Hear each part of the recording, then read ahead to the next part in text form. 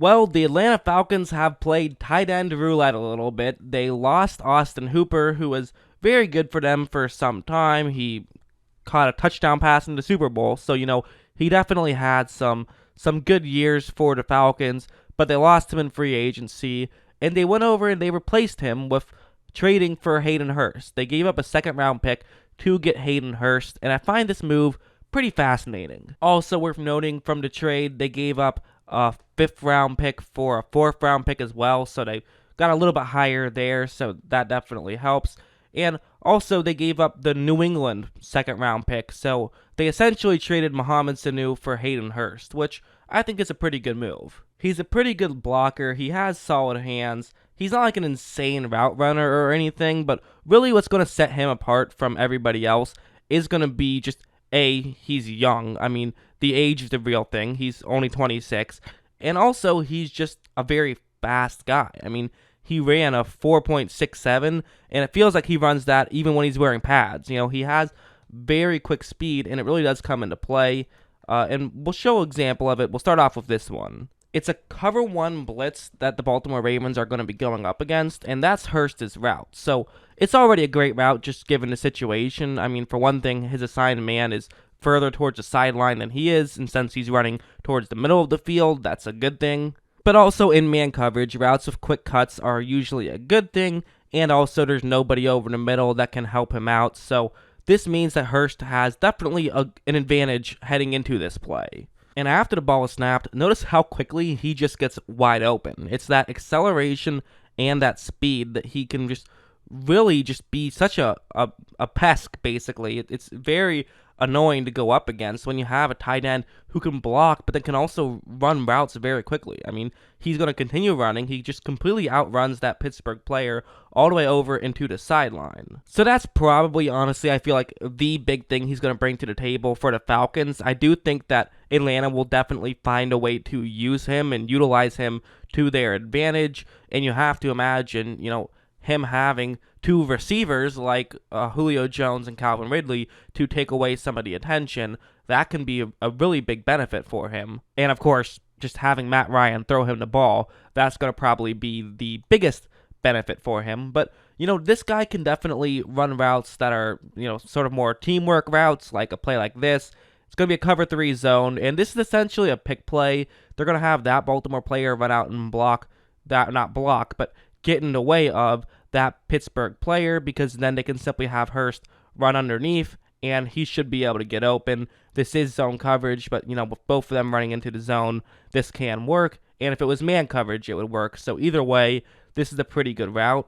And again, watch Hurst and just watch his speed and how quickly he gets over there. Because, typically you won't run man coverage type plays. He also leaps over a guy. That was fun. But, typically on pick plays, you won't just have them on the complete opposite sides of the field.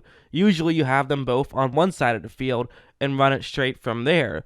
But, with a guy like Hayden Hurst, he can run quick enough that you can afford to do those things, even though he's a tight end. You could sometimes do this with receivers, but let's be real. If they had Jason Witten, they're not going to be able to pull this kind of thing off. You need a speedy tight end, and that's what Hurst can do. Probably no better example of what I'm talking about will be shown on this play, where here's how it's going to work. He's just running a deep route over there. That's the Buffalo player who's in charge of covering him. But keep in mind, basically you're almost always in goal line defense against the Baltimore Ravens because they run the ball so frequently. That's just the struggle that you constantly find yourselves in. And so Hurst, it's going to seem like he's going to run out to block. However, right when the ball is snapped, you notice that obviously he's not blocking, and now he is just past that Buffalo Bills player. So, you're past the Buffalo Bills defensive back.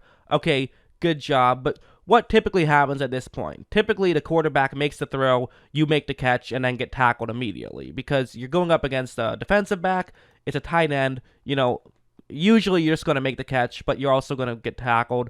That's what you should probably expect.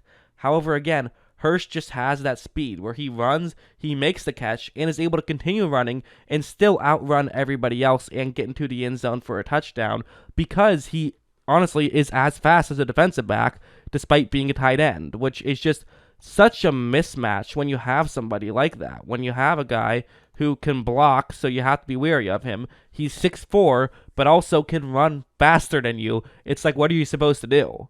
And honestly, I really like when teams decide to make decisions like this. I think it reminds me a little bit of the Shaquille Barrett signing that Tampa Bay had last year, where, Shaquille Barrett, he was caught behind Von Miller and Bradley Chubb, so he couldn't really get any starting time.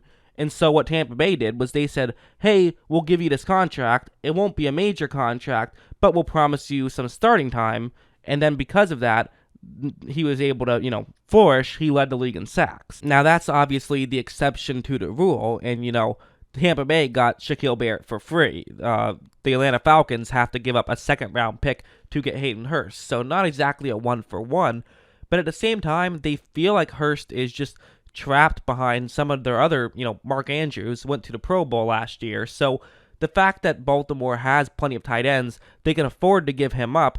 I actually think this is a great trade from both perspectives. I think Baltimore is losing a player who is good, but in a position grouping that was already stacked, and they're getting a good draft pick back. And Atlanta, who had multiple second-round picks, but now needed a tight end with Hooper leaving, can now have Hayden Hurst. So just a lot of, I think, smart football decisions going on. And speaking of smart football, let's talk about a very smart move by Hayden Hurst on this play, where it's going to be a cover one play. That's Hurst's route. So, seems pretty simple. How could you be smart on this play? And at first, you can't. I mean, this route is designed to beat zone coverage, but against man coverage, it's not very good. As you see, there's just a Dolphin who's right next to him because, it's man coverage. You're going to have someone right on you. This route is good against zone because it'll get into a gap in zone. You can get open, but in man, not so good. However, Hurst realizes this. So while he's getting covered up, he's simply just going to run up to the top half of the screen. Jackson throws it to him, and he's able to make the grab. And now since it's man coverage, he has a lot of room to run and is able to pick up a big gain. He just realized, okay, hey, this is going to be a cover one play, so the middle of the field is probably open because even if there is another player taking over the middle of the field, which maybe he noticed that, maybe he didn't, but if he didn't notice it, that player is probably covering up somebody else.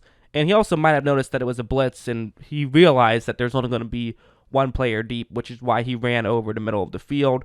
And also, just cutting in a direction in man coverage is important. So, realizing it was man, not hesitating, and cutting pretty instantly. He made sure that if Jackson did try to throw it in his direction, he would be there. But pretty much the second he realized that wasn't going to happen, he ran. He didn't stay in one spot, which, you're never supposed to do, but you also want to make sure you don't stay in one spot even for a second longer than you have to.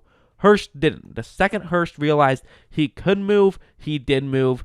That was just a really smart play from Hurst and something he will probably bring to Atlanta. It's also worth mentioning, it's not like Hurst is, George Kittle when it comes to the blocking game, but he's still a very good blocker. He's a solid blocker. He's not somebody that when you put him on the field, okay, passing play coming up. You really have no idea. He can block very well. Andrews is kind of the, he's just as good, if not better, of a receiver as Hurst and a much better blocker. So in that, just because Andrews is really good. So in that Baltimore offense, they were never going to give Hurst a tight end one role because they had a tight end one. And when you acquire talent, you're either going to pay by giving up assets or pay by overpaying in free agency. In free agency, you have to overpay, or in a trade, you have to give up assets, or drafting somebody, you have to give up assets. The only time you get something for free is with an undrafted free agent. Everything else is some sort of a down thing, and with a guy like Hayden Hurst, they had to give up an asset, but it's a late second rounder, at least bottom third second rounder. It's the Patriots pick. And I think he's a pretty talented player. He's still on his rookie deal. You have a 5th-year option, so it will be interesting to see exactly how this works. Honestly, this trade reminds me a little bit of the Minkah Fitzpatrick trade, where it's like, yeah, you're giving up a first-round pick. This was the Steelers. They gave up a first-round pick, and it seemed like they weren't going to do too much because Roethlisberger was already hurt. But it was also like, hey, we're getting a really good young player still on a rookie deal who probably is better than anything we would have gotten for our first-round pick, so let's just spend it and get him now. Well, that's what this move reminds me of. They're trying to get better. You're trying to get younger, too, but you know what? getting a really good young tight end, it's worth a second round pick, especially a later second round pick. So I like it. But let me know, what do you guys think? I'm always interested in hearing what you have to say. And of course, as always, thanks for watching.